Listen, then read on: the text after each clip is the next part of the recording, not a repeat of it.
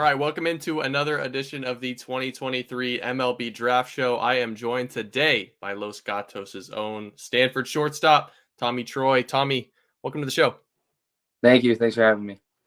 Absolutely. Let's kick this thing off, man. Tell me a little bit about Tommy Troy on the field. What are some of your best tools? How do you like to play on the diamond? And then what are some of your hobbies, some of your passions? How do you like to kill your time? For sure. I mean, starting off as a player, I like to play with a lot of energy. Have a lot of, I like to bring a lot of different competitiveness to the field. I impact the game in many different ways. I like to consider myself having, like high, like variety of skill set on the baseball field. And then off the field, some hobbies I like to do. I like to make music on my computer. I've been doing that for 3 or 4 years. I love to fish because as soon as I graduated high school, my parents moved all the way over to the East Coast in Topsail Beach, North Carolina. So I used to bass fish in California. And now I go and fish out in the ocean over there, which is super awesome. And then I love to work out and play video games. Nice, man. Pretty common stuff. I got to ask though, you make music on your computer. We had Rhett Lauder on the show a couple months ago. He's an oil painter. What kind of music are you creating? A pretty big variety. I mean, like for the most part, it's hip hop beats that I'll sell and mess around with, and then I'll mess around and do some EDM stuff too. So I mean, like it's fun. Very cool, man. Let's talk about the first 2 years at Stanford. So you've kind of been a constant force in that lineup. You've been a force on the Cape. You've kind of taken your skill set all over the country.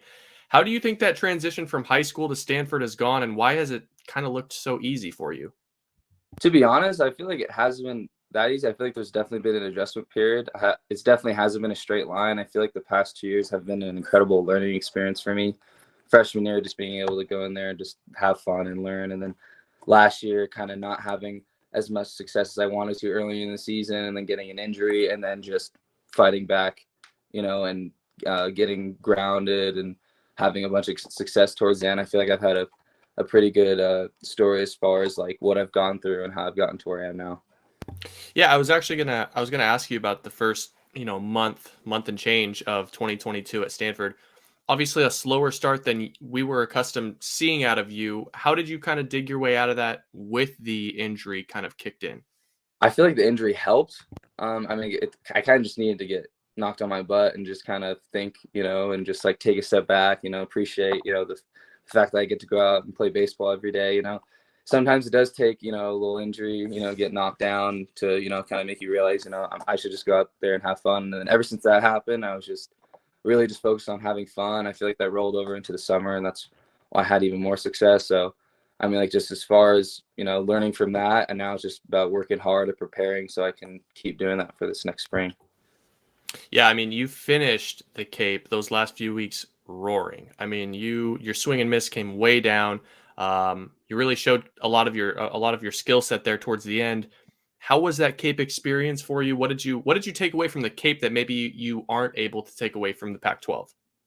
I feel like I feel like the Cape's just a little bit different. Just, I mean, the pitching's obviously really good, but I feel like the difference is just the amount of factors that are in it that you may not see in a normal college game. Like the umpires are not as good. We're playing on high school fields. The lighting's not good. There's like a lot of different things, that can affect your success. And I feel like just the separator is how you deal with those different factors and how you just go out there and play. Yeah, the weather was pretty wicked for you guys too. That was a turned into cold weather ball pretty quick. Yes, for Um, sure.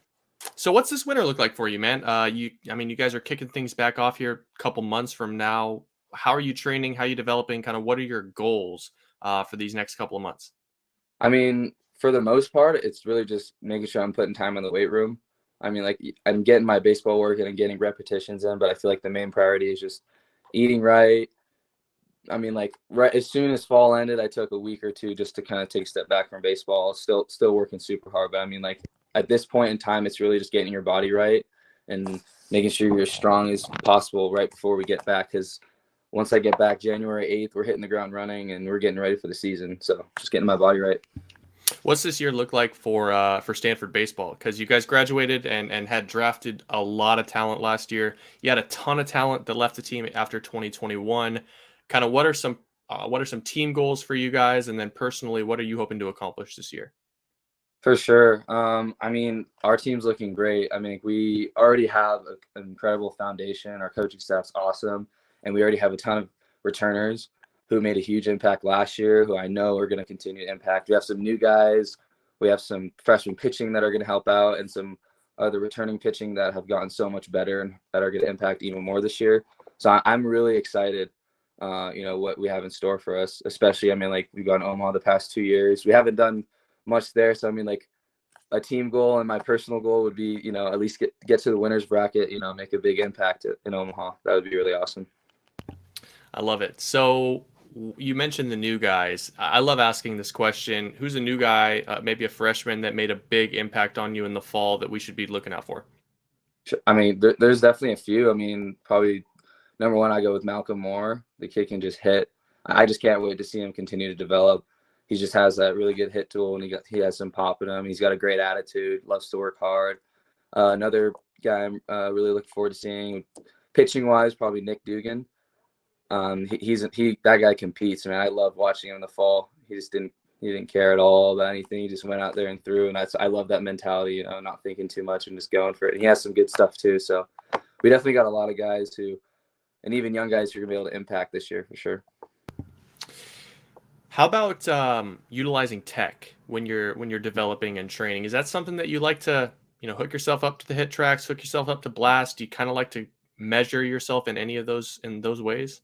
Definitely. I mean, like everything's good in moderation. I mean, like it's good to take a look at it once in a while, but at the same time, I don't like to really rely on that kind of stuff. I'll check in with it.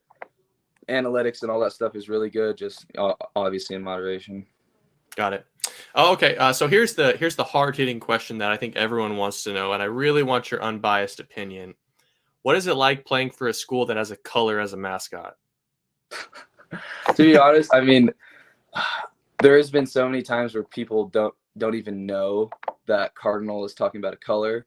So I don't really it doesn't really have much an effect on me. Like I know what it means and I don't really care much about it, but other people just think they're talking about the bird. So it's like whatever for the most part. Well, the second part of that is what's it like having a dancing Christmas tree on your dugout? That's just our school. Yeah. The place is great. I mean, there's a lot of weird stuff going on, but I love it. Well, let's talk about Stanford, because obviously the reasons why people go to Stanford are pretty obvious. But for you, Tommy, what was the major reason that took you to Stanford? I love the balance, with the academics. I mean, also I just love the location. I mean, one of the biggest reasons was that it was close to my home, 25 minutes from Los Gatos, and my parents ended up moving 3,000 miles away, so that part ended up not working out. But aside from that, the biggest reason was probably the coaching staff. And just I saw the way they connected with the players. I just like watching, how they interacted with them. I wanted that dynamic, and I saw that winning culture, and I wanted to be a part of it and add to it. So yeah. I mean, you guys have gone to Omaha 2 years in a row, so something's been accomplished, right? Definitely, for sure. All right. So let's hit you with a couple of questions here before we get you out of here. These are kind of crazier, off the wall, left field questions. I got to start with this. Your time in the Cape. Do you have a big sister, little sister by chance? I have an older sister. Okay, your older sister. All the guys that you met on the Cape, who's the one guy that's definitely not going to get to date your sister? Oh man, that just hit me like a truck. All right, just to mess it, I'm probably gonna go Josh Pearson. Ooh, LSU. Good call, Josh Pearson. I'll make sure to get that back to Josh. I think we spoke to Josh when he was a senior in high school, so we'll have to rekindle that one. Yeah. Okay, second question. Out of all the questions that you've received from big league scouts over this holiday period during your Zoom interviews, what's the weirdest question that you've been asked?